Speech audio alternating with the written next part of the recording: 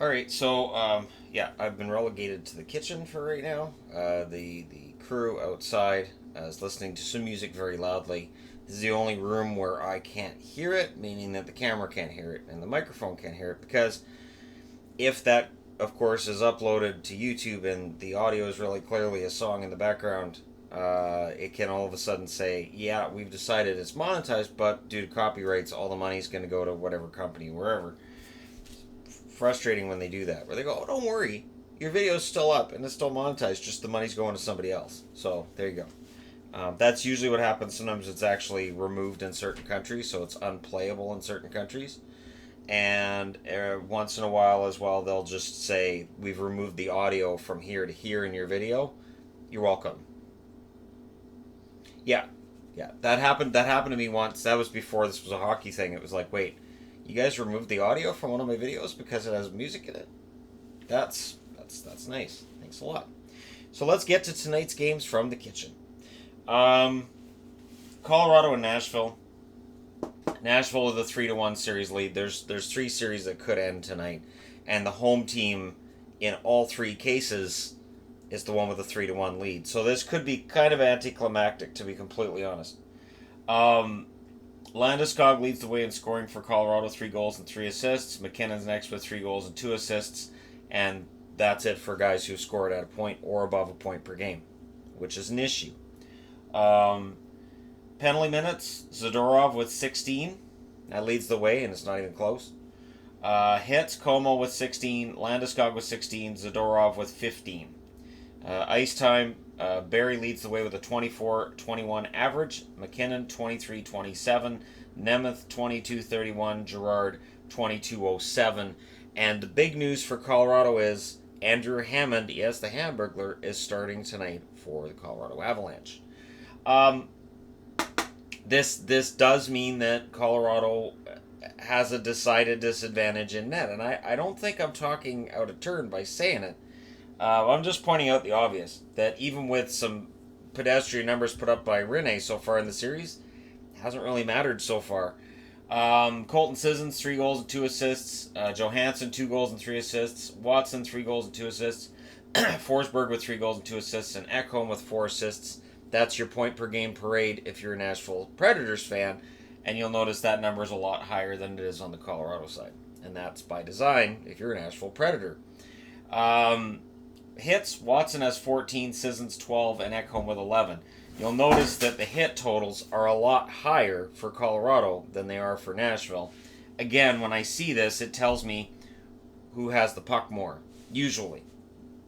Not always, but usually the team that has the puck more will be the one that can't give out hits.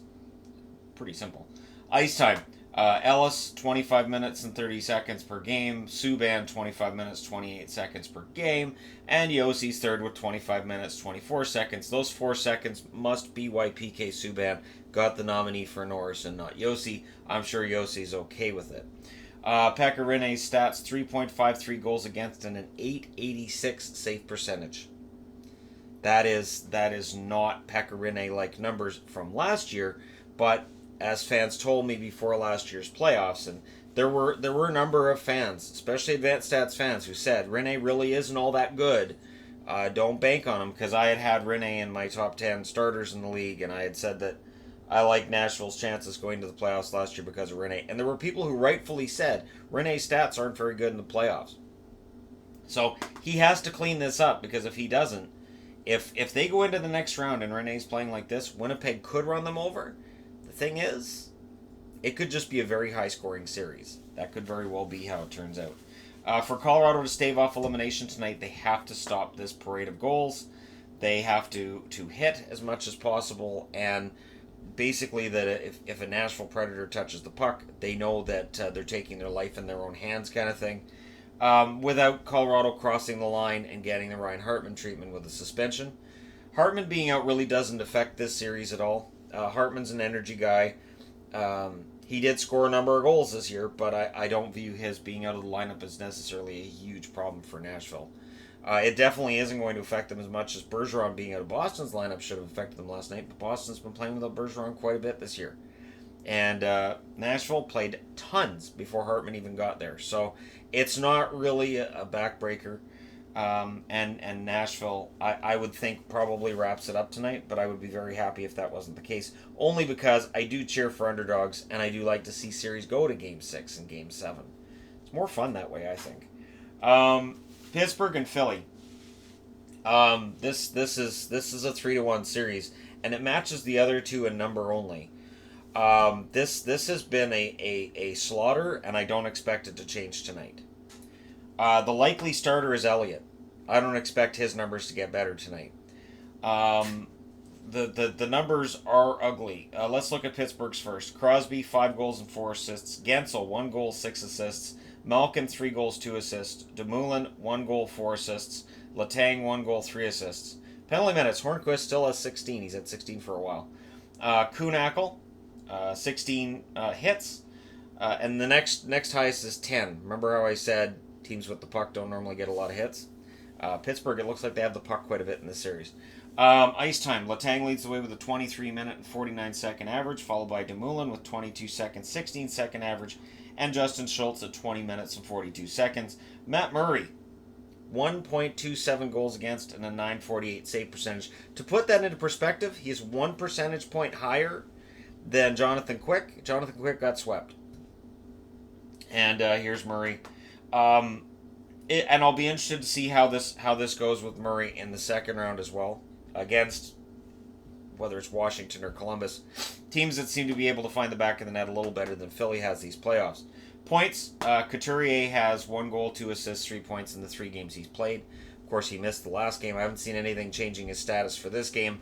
I don't know that it matters, to be blunt. I don't know that it matters if Couturier played. I don't know if it matters if their vice president Bobby Clark threw out a pair of skates and went out there to skate tonight and play for them.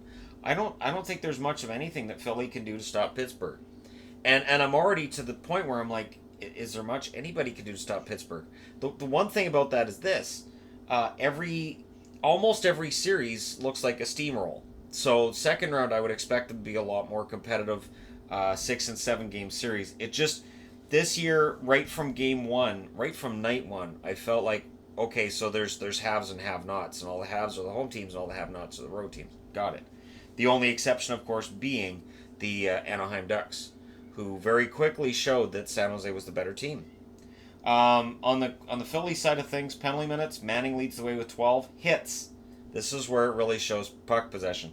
Gudas, 19. Raffle, 18. Lawton with 14. Provorov and Simmons both have 12. Remember, second on Pittsburgh is 10. Ice time. Provorov, 24 minutes and 38 seconds. Couturier, of course, through 3 games, 24 minutes and 35 seconds. And Ghost, 21 minutes and 33 seconds. It's important to note that Ghost of Spear and Provorov are getting, experience for a later date, but at this current date, it's been an ugly experience. So it's probably over tonight. I would think with Elliott as the starter, that's kind of Philly's way of saying, we're done anyways. Elliott's 4.75 goals against an 856 save percentage. They don't inspire anything but terror. And that's even as somebody who doesn't have anything on the line in this other than Pittsburgh again. And Philly's goaltending has not been good enough. That's where, again, looking to the future and saying, okay, can Bobrovsky or Holtby stop Pittsburgh? And the next thought is, have either of them stopped them in the past? The answer is no. So Pittsburgh right now, as far as I'm concerned, is on their way to a conference final, and then they'll play either Boston or Tampa, and that's, I think, where the real challenge shows up. But hopefully Philly proves me wrong and does something to... I don't have any faith in that. This team just looks completely done. They look like they're finished. That it's just they're done. They don't have the confidence. They don't have the skill level that Pittsburgh has. And while there's some compete there, when they do get the shots through, Murray stops every one of them. So it's been a rough playoff for Philly fans, and I don't see it necessarily getting any better tonight. Minnesota, the Wild going in against the Jets tonight. Koivu leads the way in Minnesota scorers with 4 assists in 4 games, and that highlights the problem here. Minnesota's not directing enough shots at the net. It's not that Hellebuck's looked fantastic. They just haven't been directing enough shots at the net. Penalty minutes, Prosser 14, Marcus Foligno with 14 hits. Foligno has 13, Stahl and Dumba with 11 each. Ice time, Dumba leads the way with 27 minutes and 36 seconds, followed by Brodin with 25 minutes, 26 seconds, and Spurgeon with 21 minutes, 36 seconds. And there's Dubnyk. 2.54 goals against, 930 save percentage. That's awesome, and he's lost 3 out of 4 games. There are teams who are wasting excellent performances from their goaltenders, and Minnesota is one of them. I want to be able to give some hope, but there are just so many things going Winnipeg's way right now. And clearly this is a team on a mission to erase the memory of how the team has been before this season. And let's take a look at that. Their only player with a point per game is Patrick Laine with 2 goals and 2 assists, which has reopened the debate of who's better, Laine or Matthews. I would answer that with Byfuglien. Where's the Byfuglien in Toronto? Because Dustin Byfuglien's been a beast. Penalty minutes, Byfuglien with 14, Morrow with 12. Hits, Byfuglien with 21, Sherratt with 18. On the ice time side of things, Byfuglien's played 25 minutes and 8 seconds on average, followed by Truba with 22 minutes, 37 seconds. Scheifele with 20 minutes, 22 seconds. In net, as I said, Hellebuck has a 2.47 goals against, which is lower than Dubnyk's, and yet his save percentage is .899, 31 percentage points lower than Dubnyk. They're not directing enough shots there. And you know, Hellebuck's overdue for a really fantastic game, and now they're at home with a chance to wrap up the series. So again, if you're a Minnesota fan, I don't hold out a lot of hope that things are going to turn around tonight. But you know, Game 5 is Game 5, and of course I'm wearing green because 420, April 20th, Minnesota's playing. They wear green, so there's the whole reference right there for anybody who's wondering. And yeah, so hopefully tonight is a more competitive night than I'm necessarily expecting. I expect this one to be close, and this one to be called after 2 periods due to the amount of tears of the Flyers on the ice, making it too slippery to play. Here's to hoping for a little bit of a more competitive first round. I'm not holding out a lot of hope though. I would guess that 2 of 3 of these series will be over tonight.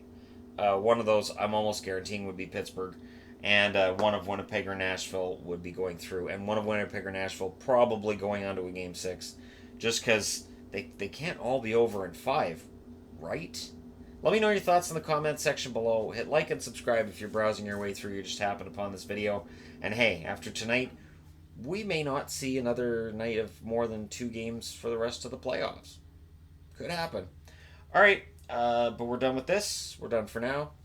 I'll talk to you again soon.